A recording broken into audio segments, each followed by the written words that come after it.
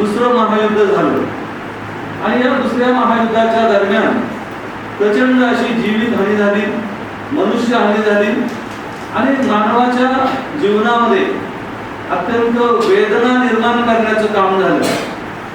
आपल्याला माहिती आहे की जर्मनीमध्ये खूप मोठ्या प्रमाणामध्ये ज्यू लोकांना गॅस चेंबरमध्ये मारून त्यांची हत्या करण्यात आली आणि छळ करण्यात आला.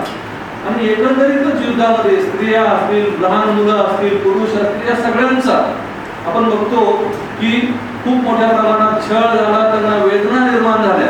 आणि म्हणून जगातील विचारवंतांना कुठंतरी असं वाटलं की मनुष्याला त्याचे मूलभूत जे अधिकार आहे, माणूस म्हणून एक प्रतिष्ठित नागरिक म्हणून कुठल्याही देशाचा ह्युमन डिग्निटी, त्याची आत्मप्रतिष्ठा ही खूप महत्वाची असते.